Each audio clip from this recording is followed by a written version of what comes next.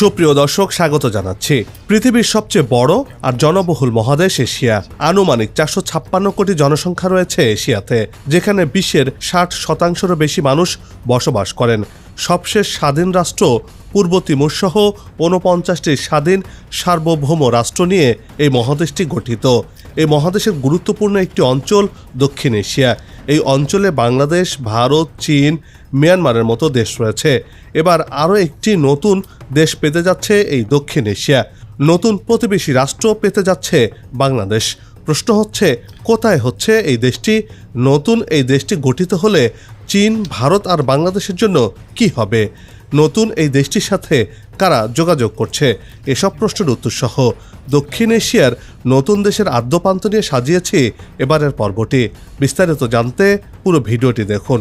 দর্শক, চলুন চলে যাই মূল ভিডিওতে। পৃথিবীর সবচেয়ে বৃহৎ এবং জনবহুল মহাদেশ। প্রাথমিকভাবে এই মহাদেশ পূর্ব ও উত্তর গোলার্ধে অবস্থিত, আর এশিয়ার মধ্যে অবস্থিত মিয়ানমার। আগে বার্মা নামে পরিচিত ছিল দেশটি। প্রাচীন নাম ব্রহ্মদেশ। দক্ষিণ পূর্ব এশিয়ার রাষ্ট্র এই মিয়ানমার।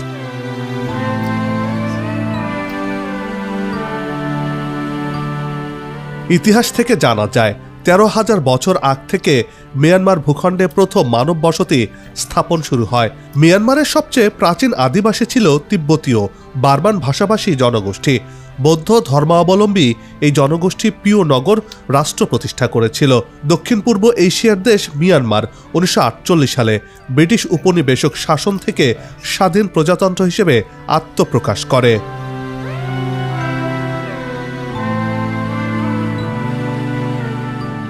লাখ 76,578 বর্গ কিলোমিটার জায়গা জুড়ে মিয়ানমারের অবস্থান।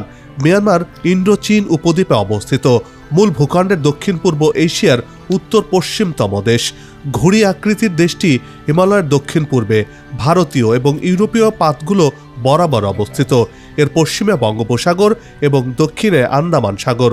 বাংলাদেশের সাথে 271 কিলোমিটার, ভারতের সাথে 1468 কিলোমিটার, চীনের সাথে 2129 কিলোমিটার, লাওসের সাথে 238 কিলোমিটার এবং থাইল্যান্ডের সাথে 2716 কিলোমিটার সীমানা রয়েছে।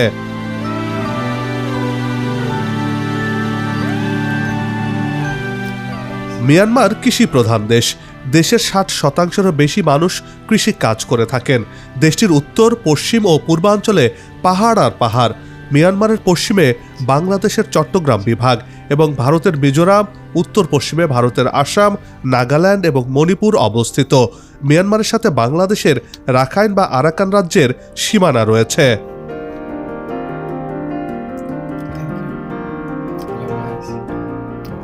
মিয়ানমারের দখলে চলে যাওয়া আরাকান তথা রাখাইন রাজ্যটি মূলত একটি স্বতন্ত্র দেশ হিসেবে পরিচিত ছিল।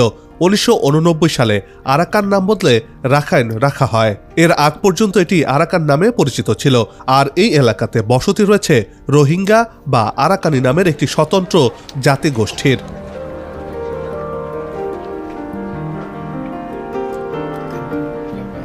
মিয়ানমারের রাখাইন রাজ্য যুক্তরাষ্ট্র, চীন, ভারত ও বাংলাদেশের কাছে কৌশলগত দিক থেকে খুবই গুরুত্বপূর্ণ। রাজনৈতিক ও অর্থনৈতিক উভয় কারণেই এই রাজ্যটির গুরুত্ব কোনো অংশেই কম নয়। রাখাইন রাজ্যটি চীনের অন্যতম প্রধান স্বার্থ প্রাকৃতিক সম্পদ।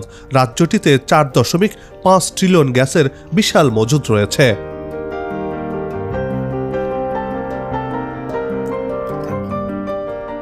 ভৌগোলিকভাবে রাখাইনের অবস্থান ও সম্পদ চীন ও ভারতের জন্য গুরুত্বপূর্ণ। তাই রাখাইনকে নিজেদের বলয়ে রাখতে এশিয়ার দুই পরাশক্তি ভারত ও চীন এরই মধ্যে তাদের জাল বিস্তার করে ফেলেছে। রাখাইনে এই দুই দেশের বিলিয়ন বিলিয়ন ডলারের বিনিয়োগ রয়েছে বলে জানা গেছে।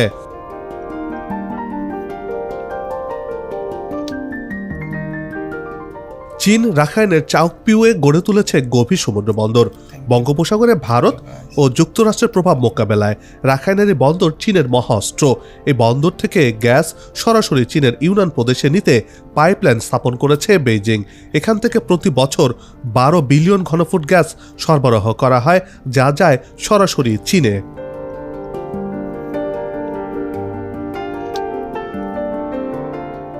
রাখাইনের সঙ্গে 1700 কিলোমিটারের একটি অর্থনৈতিক করিডোর গড়ে তুলেছে চীন। এর উদ্দেশ্য হল ভারত মহাসাগরের সঙ্গে চীনের ইউনান প্রদেশের কুনমিংয়ে সংযোগ ঘটানো। চাওকপিউ বিশেষ অর্থনৈতিক অঞ্চল এবং চাওকপিউ গভীর সমুদ্র বন্দর এই বিশেষ করিডোরেরই একটি গুরুত্বপূর্ণ অংশ।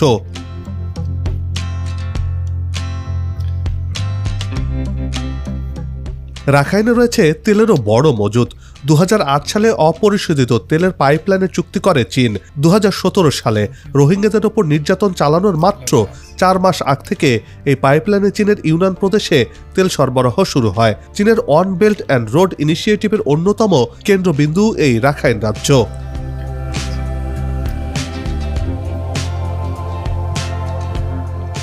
মধ্যপ্রাচ্য এবং আফ্রিকায় তেল গ্যাস পাঠানোর বিকল্প ও সহজ পথও এই অঞ্চলকে ঘিরেই তৈরি করেছে মিয়ানমার এবং চীন। মিয়ানমারের ইয়াবতী নদীতে চীনের 13,000 মেগাওয়াটের এক জলবিদ্যুৎ প্রকল্প রয়েছে। চীনের সঙ্গে ইতিমধ্যে মিয়ানমারের মোট 33টি চুক্তি হয়েছে। চীন রাখাইনে বিশেষ অর্থনৈতিক অঞ্চলের পাশাপাশি গভীর সমুদ্র বন্দর নির্মাণ করারও চুক্তি করেছে।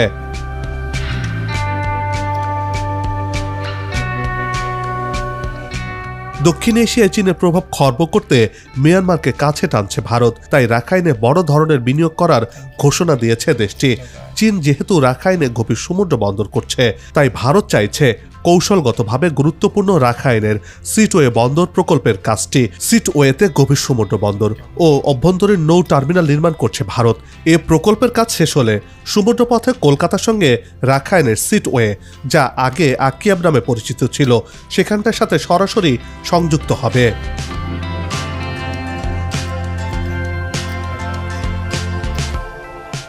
বঙ্গোপসাগর ঘেঁষে সিটওয়ে বন্দর ভারতের জন্য অনেক গুরুত্বপূর্ণ। কলকাতা থেকে ভারতের 7 সিস্টার্স খ্যাত 7 রাজ্যে পণ্য পরিবহনে এই রুটটি ব্যবহৃত হবে। এটি সম্পন্ন হলে নদীপথের সিটওয়ের সঙ্গে মিয়ানমারের চীন রাজ্যের পালেটওয়া বন্দরকে সংযুক্ত করবে। এরপর সড়ক পথে পালেটওয়া সংযুক্ত হবে মিজোরামের জরিনপুইয়ের সঙ্গে।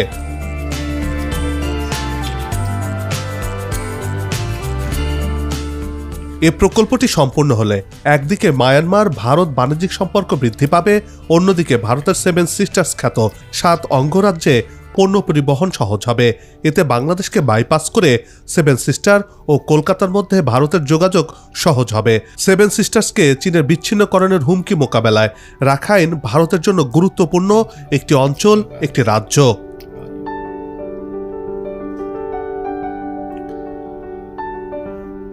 রাখাইন রাজ্যের বিশাল প্রাকৃতিক সম্পদ ও ভূ রাজনৈতিক অবস্থানের কারণে অঞ্চলটির প্রতি আগ্রহী যুক্তরাষ্ট্র ও তার মিত্ররা। এজন্য রোহিঙ্গা সংকট নিয়ে নিষেধাজ্ঞার মতো পদক্ষেপ ছাড়া তারা তেমন উচ্চবাক্য করে না বলে মনে করছেন আন্তর্জাতিক সম্পর্ক বিশ্লেষকরা।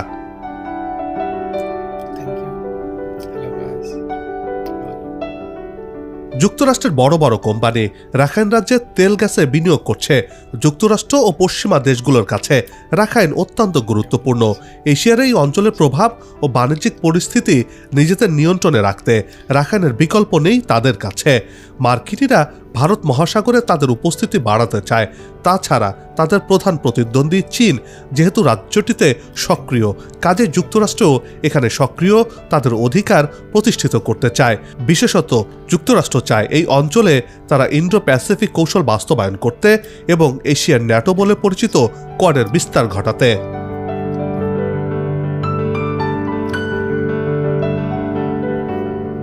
অন্যদিকে বাংলাদেশের অন্যতম নিকটতম প্রতিবেশী দেশ মিয়ানমার, যা আগে বার্মা নামেও পরিচিত ছিল। মিয়ানমার প্রতিবেশী রাষ্ট্র হলেও বাংলাদেশিদের কাছে অনেকটা অচেনা একটি দেশ। প্রতিবেশী দুই দেশের জনগণের মধ্যে তেমন কোনো যোগাযোগ নেই, সম্পর্কের আদান প্রদানও নেই। সরকারি পর্যায়ে দেশটির সাথে কূটনৈতিক সম্পর্ক থাকলেও মিয়ানমার বরাবরই বাংলাদেশের জন্য সংকটই তৈরি করেছে। মিয়ানমার থেকে বিতাড়িত প্রায় 15 লাখ রোহিঙ্গা বোঝা হয়ে রয়েছে এখন বাংলাদেশের জন্য। গেল কয়েক বছর ধরে দেশটির অভ্যন্তরীণ জাতিগত দাঙ্গা, গৃহযুদ্ধ, যা বাংলাদেশের সীমান্ত এলাকাকে অস্থির করে তুলেছে। আর এবার সীমান্তে যোগ হয়েছে নতুন একটি ইস্যু, আরাকান আর্মি।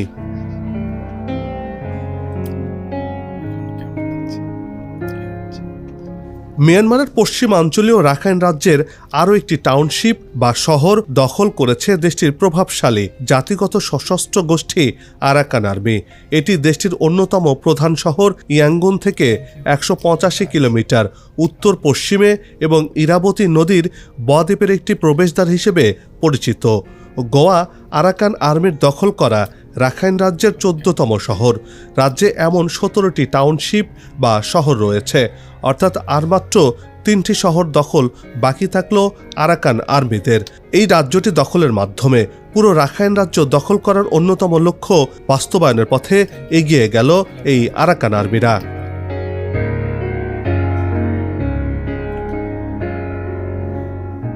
আর এতেই নতুন স্বাধীন রাষ্ট্র হওয়ার পথে আরও এক ধাপ এগিয়ে গেল রাখাইন রাজ্য, অর্থাৎ বাংলাদেশের পাশে নতুন একটি রাষ্ট্র প্রতিষ্ঠিত হতে যাচ্ছে বলে মনে করা হচ্ছে।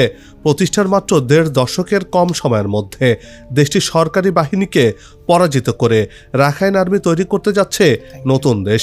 আন্তর্জাতিক বিশ্লেষকরা বলছেন যে কোনো সময় স্বাধীনতার ঘোষণা দিতে পারে রাখাইন আর্মি। কক্সবাজার সীমান্তের ওপারে যে কোনো মুহূর্তে ঘোষণা আসতে পারে নতুন একটি রাষ্ট্রের। দেশি আন্তর্জাতিক গণমাধ্যমগুলো বলছে খুব শিগগিরই দক্ষিণ এশিয়ার নতুন দেশ আত্মপ্রকাশ করতে যাচ্ছে, যা হচ্ছে রাখাইন রাজ্যকে ঘিরে।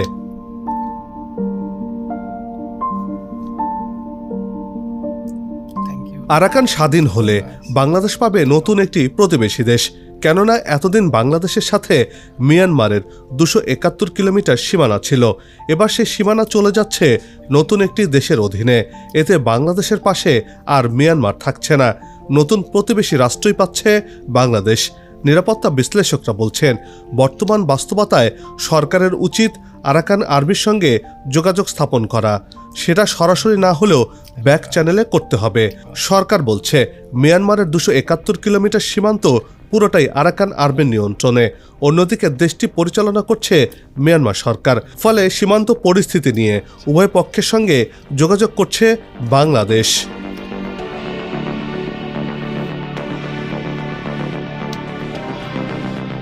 এসব খবরে এরই মধ্যে ভারত চীনের মতো দেশগুলো যোগাযোগ শুরু করেছে আরাকান আর্মির সাথে। তৎপর রয়েছে যুক্তরাষ্ট্র। আন্তর্জাতিক বিশ্লেষকরা বলছেন মিয়ানমারের সরকার ও আরাকান আর্মি দুপক্ষের সঙ্গেই ভালো সম্পর্ক রয়েছে ভারত ও চীনের। নতুন রাষ্ট্র গঠন হলেও এই দুই দেশের তেমন কোনো প্রভাব পড়বে না।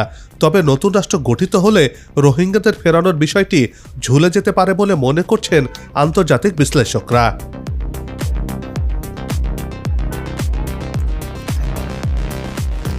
প্রশ্ন উঠছে বাংলাদেশের পাশে নতুন রাষ্ট্র হলে বাংলাদেশের কি হবে? অনেক বিশ্লেষক বলছেন এমন প্রেক্ষাপটে বাংলাদেশ ভৌগোলিক সম্পর্কের নতুন সমীকরণে পড়তে পারে। দক্ষতার সাথেই আগামীতে বাংলাদেশ এই সমীকরণ মেলাতে পারবে বলেই মনে করছেন তারা।